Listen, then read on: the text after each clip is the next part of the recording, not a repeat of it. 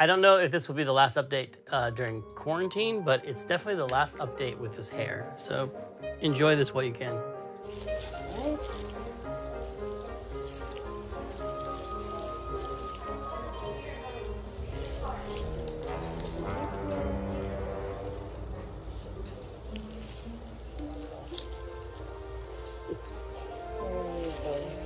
Yeah, we got a second shot. We lucked out. My wife was cold calling clinics and finding out, like, do you have any left over? If you have any left over, just call us up. And they were like, can you be here at 10 a.m.? And so we zipped over and got the shot. No side effects. I'm immortal. I'm gonna live forever. Hello. How's your arm? You got COVID arm? Yeah. I got a wedding invitation yesterday, and I got super happy. Like, I almost cried. I was like, oh my God, a wedding, a thing, a place to go to. Also, the project's gonna ship soon, so a lot of things are opening up. Not that I don't like being on this project, but it's been a long one. It's been a long one. Whoosh. This is fancy now. Holy cow, ship this shit. Look at how chill this room is. Ooh. Oh man, That's great. Looks good. we need to make that rug double fine. This thing. That's happening. When you want I just think to, that have for that particular sequence, it's kind of hard to get up there, as you saw, and I feel like the chance of failure at the top is too high for as a reward. Like, it seems like if you go all the way up there, you should just get something. It's good. It's I mean, we've never shipped a game under these circumstances where we're all looking at each other in these little postage stamp views. We're just calling out like everything that needs to be done, right? So there's a shadow on the floor down there, and where you drop, it looks almost like that's the edge of the floor, but it's not. Oh yeah. Okay. We could put some more candles or something. So it gets tense sometimes, I feel like. Yeah, like if we keep doing, like adding on tasks like that, we're gonna miss our day. So, Really, we're not gonna get to that P3. Well, I agree. Let me say, I want to say I agree with what Key's saying, just because when I was writing all the notes, It sucks. I mean, it's like definitely the part of my job I like the least is having to sort of be the bad cop. but games always get tense near the end. Everyone wants the game to be good. Everyone knows how limited the time is. Nobody wants to work crunch mode, and so everyone wants to get everything done right the first time. Yeah, I mean, I would be happy to arbitrate a lot of these things. okay. Thank you. That helps. Okay. What's your second question, Key? Is everyone all right?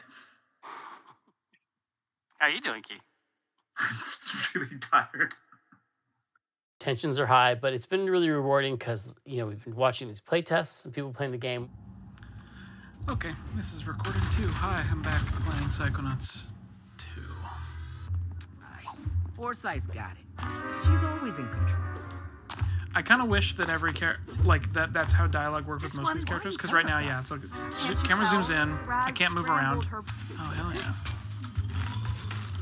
Now that saw how long that level is and knowing how many more levels there are, I was like, oh, this is going to be a long game. So I'm excited. We've been having a lot of playtesters playing the game.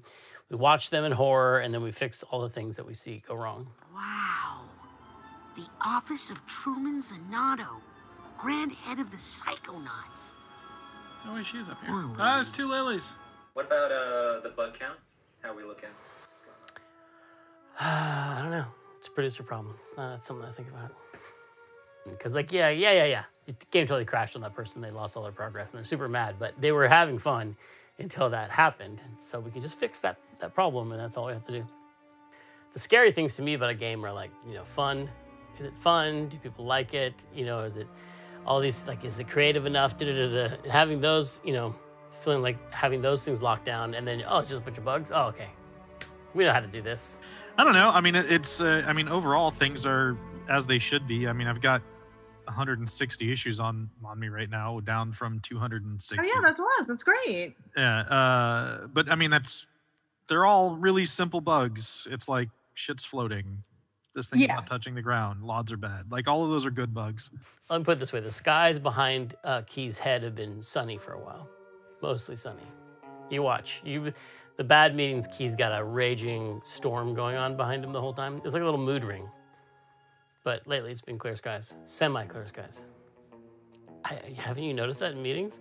the storm. You can totally tell Key's mood from what background he's using. Possible, but also fucking There's only so much we can do. Yeah. But lately it's been clearing up. Can I ask a quick question about the playtest? Key, you had your time. No. I'm sorry, you had your time, Key. Sorry. No, wait, yeah, playtest question. Key. How friendly are these testers? See, are you worried they're too friendly? A little bit. I mean, I think some of them are really big fans of the studio and the game. In the playtests, universally, people felt that it was psychonautical. Like it was Psychonauts. It felt like the characters in the story were all there. Like in addition to the bugs and a lot of people saying they like it, you know, they had like several paragraphs of just like critical feedback. Yeah, there are a couple of things that people were really confused about that I thought were really obvious, and then right before the dialogue deadline, and I snuck in a whole bunch of dialogue explaining all these things. So it's gonna hopefully seem like we planned everything from the very beginning to be perfect, but it was like some last-minute holes got fixed. You know, we've got so many things that even if we have forgotten something, I'm pretty sure we can cobble together using what we already have. Yeah. How do you feel like you did this time around? On the writing, best yet. Because this game is a lot like, there's some similarities with Psychonauts 1 and 2 and Monkey Island 1 and 2, and that Monkey Island 2 was bigger and darker, and Psychonauts 2 is the same way. It's bigger than Psychonauts 1, and it's darker than Psychonauts 1. Like Empire Strikes Back. I hope we didn't make it too sad, but those parts I think really felt emotionally meaningful to me. Tim's done writing, y'all. Ooh, I don't believe it. Maybe he said riding like a horse. Writhing? Yeah, he's not writhing anymore. The last script, we're gonna have the last script, the last session with Richard Horowitz coming up, like the 19th, and that's the end. We'll just give the story document to Richard. He'll read it, and then we can take any fact from the story and have it blurted out as he's walking between rooms. I hope Ford dismantles this thing. Or Bob turns it into a planter. Amazing! Hooray! No. No, it's gonna be good. It's very emotional. But we'll work with him again on other projects, so. And who knows? Never say never. When we make that big Xbox Smash Brothers game, Raz will come back for that. Yay! And all this music is coming in. All this brand new music is coming in when you play the game, and you're like, oh, that's right. It's so amazing to hear.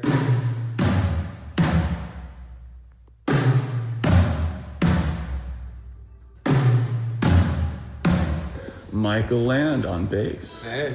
Clint Pachakian on guitar. Let's get started. You know, Peter McConnell, our longtime composer, and also Clint Pachakian, who's worked with us for a long time, and Michael Land was the original composer for Monkey Island. That was incredible. I have not heard the three Monkey Island original musicians playing together for a long time. And they were all at Skywalker Ranch. Watch out, Clint, you're on film. It's just like revisiting your youth. Michael and Clint and I actually had a plan to start a band in San Francisco.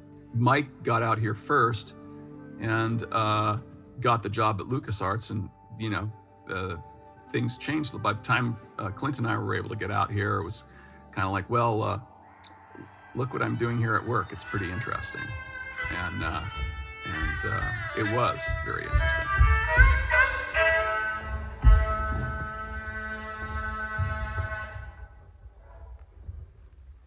But they really like the Grateful Dead. I was really surprised to hear they like the Grateful Dead. And they're like, I was like, I thought you guys were really classical type guys. And they're like, yeah, but man, like 5-piece like ensemble improvisation music, just no one does that anymore.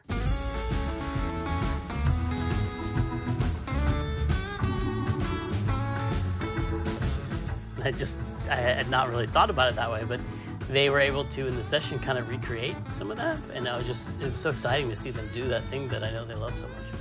That San Francisco sound to me was always this sort of magical, far off, whoa, what is that, you know? And, you know, just sort of honor that as a part of a real game score. Just, it couldn't be more poetic, honestly. It's kind of amazing that it was able to happen. and to have it fit so perfectly in the level and add exactly what that level needs as far as music goes. Psychedelic sensory overload. So good. Because you try to make the game good without all that stuff, and you kind of get like, okay, we got basic, we got it, it's good, and then this just takes you so much farther. Or do you want to call it done now? I'm actually, I thought that was mighty cool. It's gonna be interesting to see, because backers have been waiting for a long time for this game. But we're gonna have some trailers that people are gonna see soon, and hopefully they'll start to understand that it really is coming out. It really is coming out soon. Should I say soon? Is that a legally binding term? It's coming out this year, I'll tell you that. No, but I think the two things are racing. Like, can we get the game done before quarantine's over?